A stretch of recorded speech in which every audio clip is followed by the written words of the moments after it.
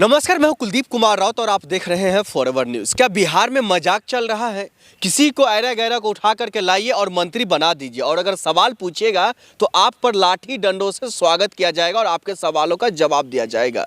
ये मैं किसकी बात कर रहा हूं और आखिरकार कहां पर लाठी चार्ज हुआ है, ये तमाम चीज़ का बात हम आपको बताएंगे। सबसे पहले हम आपको बता दें, जब शपथ ग्रहण चल रहा था नीतीश कुमार जी का वहाँ का बिहार में, तो उस दौरान किस तरीके की और कैसी तस्वीरें देखने को मिला, पूरा बिहार चौंक गया जब उपेंद्र कुशवाहा का बेटा मंच पर चढ़ते हैं और वहां पर जो है शपथ ग्रहण लेते हैं मंत्री पद का। न तो वो एमएलसी है, न कहीं का जीता हुआ विधायक, और न ही कोई किसी पोस्ट पर है, उसके बावजूद भी मंत्री बन जाते हैं। उसके बाद से उनके पार्टी में काफी तोड़फोड़ होती हुई दिखाई देती है।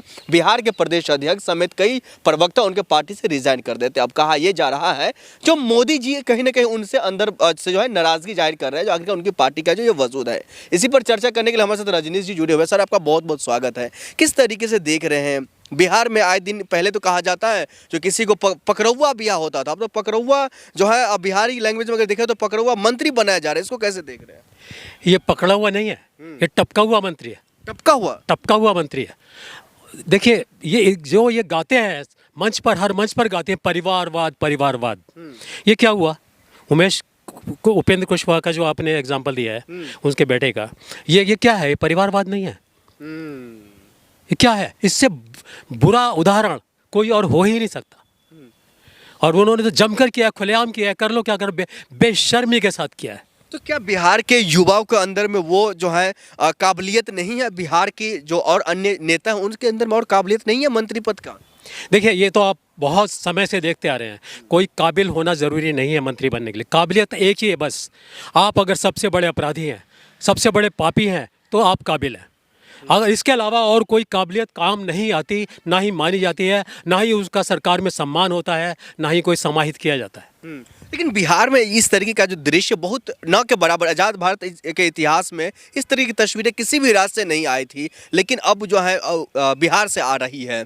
इसमें क्या बिहार की राजनीति को या बिहार के युवा को या बिहार की आम जनता को क्या सीखना चाहिए? देखिए, मुझे इस बात पर बहुत ऑब्जेक्शन था जब लोग कहते थे कि हमें 2014 के बाद आज़ादी मिली है। एक बार आज़ादी 1947 में मिली, और उस समय में जो राजनीति का जो स्तर था वो देखने लायक था। मतलब कि विपक्ष के नेता को भी मंत्री बना दिया गया था अगर वो योग्य था तो। विपक्ष के नेता को भी भेजा गया यूएनओ में अपना देश का प्रतिनिधित्व करने के लिए। ऐसे ऐसे उदाहरण बहुत सारे हैं। अंबेडकर जी चुनाव हार गए थे, इसके बाद उन्हें उठाकर मंत्री बनाया गया। ऐसे बहुत उदाहरण हैं उस समय राजनीति के स्तर के, उस समय जो मर्यादा थी। लेकिन जो 2014 के बाद जो आज़ादी जो लोग गा रहे हैं ना, मैं समझता हूँ वो क्यों गा रहे हैं।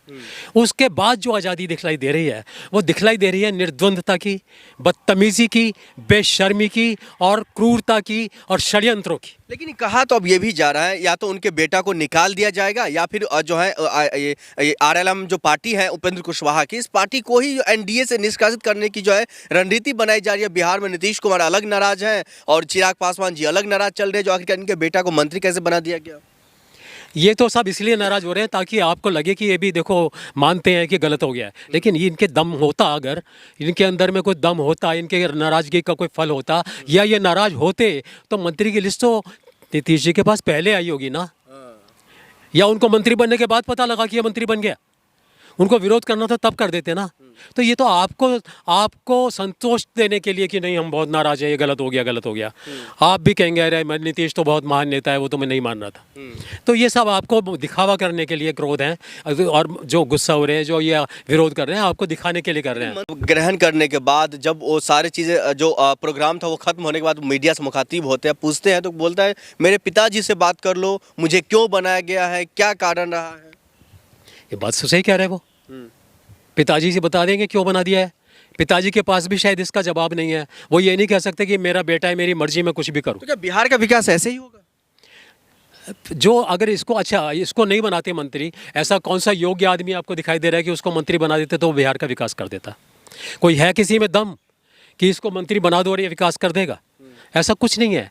मैं तो समझता हूँ हमारे को ये मान लेना चाहिए कि वहाँ कोई भी मेंढक बैठा हो, मुर्गा बैठा हो या कोई आदमी बैठा हो, सब एक ही बराबर विकास करने वाले हैं इस देश का। लेकिन बिहार का विकास की जो धारा है, बिहार की विकास की जो रणनीति है, सम्राट चौधरी जी के हाथ में है। देख रहे हैं, जो जितने भी अतिक्रमण था सब हटना शुरू हो गया बिहार के अंदर से। अतिक्रमण हटना शुरू हो गया या हटाना शुरू हो गया? देखिए, ऐसा है, चुन चुन कर जब आप अतिक्रमण हटाते हैं ना, तो ये आपका पाप होता है। और मैं ये कहना चाहता हूँ, सम्राट चौधरी एक क्रिमिनल आदमी है। क्रिमिनल है इसलिए क्रूर है। उनके आदर्श तालिबान है, उनके आदर्श इजराइल है, जो गजा पर बम गिराता है, बच्चों पर बम गिराता है। संवैधानिक पद पर बैठे भारतीय एक राजनीतिक जो नेता है, उसको लेकर आप ऐसी भाषा का इस्तेमाल कर रहे हैं। जी, संवैधानिक, अब अगर वो संवैधानिक काम नहीं कर सकते तो मेरी भाषा तो वैसी ही होगी ना जैसे वो काम कर रहे हैं। बिहार के होम मिनिस्टर है, बिहार के गृह मंत्री है, वो कानून व्यवस्था को मजबूत कर रहे हैं और आपको तकलीफ हो रही है। ये ताना मुझे ना दीजिए, ये ताना थोड़ी देर उनकी तरफ भी बढ़ाइए ना, कि आप संवैधानिक पद पर होकर असंवैधानिक काम क्यों कर रहे हैं, उनसे पूछिए ना। मैं बोलूँगा तो असंवैधानिक हो गई बात, वो बोलेगा तो जो कुछ भी करेगा, पाप करेगा, वो संवैधानिक है। संवैधानिक हो रहा है उनका काम, वो क्रिमिनल होते हैं। आप रिकॉर्ड देखिए, इस पार्टी के अंदर जिसने सबसे ज़्यादा पाप किए होंगे, जिसने सबसे ज़्यादा अपराध किए होंगे, वही सम्मानित होते हैं, सम्मानित होते हैं। अगर तुम्हें बुलडोज़र चलाना है तो उस अपने एमएलए के घर पर गिराओ ना, जिसने चुनाव के बीच में एक दुर्दांत हत्या की थी, किसी भी व्यक्ति की थी। ये कह के न टालिए कि वो भी अपराधी था। अनंत सिंह की बात कर रहे हैं आप? जी, अनंत सिंह की बात कर रहे हैं? मैं अनंत सिंह की जी बात कर रहा हूँ। उनका तोड़ के दिखा लो ना मकान, उनका क्यों नहीं हटा देते? वो बड़े पाक साफ आदमी है क्या? उनके ऊपर कार्रवाई क्यों नहीं करते आप?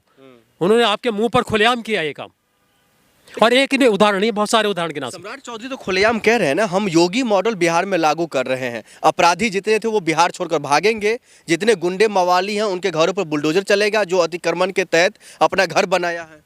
इस भारत में जो योगी नाम का शब्द पुराने समय से आया है, और जो पुराने समय के योगी थे आज बहुत शर्मिंदा होते होंगे जब आज के योगियों को देख रहे हैं।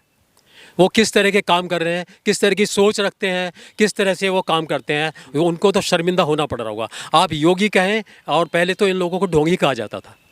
अब क्योंकि इनके हाथ में सत्ता है, ताकत है, तो हम इनके आगे चरणों में भी स्पर्श करेंगे, इन्हें योगी भी कहेंगे, महायोगी कहेंगे। लेकिन ये जो अतिक्रमण हटाने की जो रणनीति है या बुलडोजर जो चल रही है, लोगों की चीख पुकार सरकार के कान में गूंज नहीं रही है, इस क्या वजह रही होगी? देखिए, सरकार अतिक्रमण उन्हीं का हटा रही है जो सरकार के काम के नहीं है, जिसको सरकार पसंद नहीं करती है। अगर अतिक्रमण हटाना हो ना, तो मेरे साथ चलो, मैं लाइन गिनाता हूँ कहाँ कहाँ अतिक्रमण है। हटाओ, उनको दिखलाओ, उनको छोड़कर भाग जाओगे।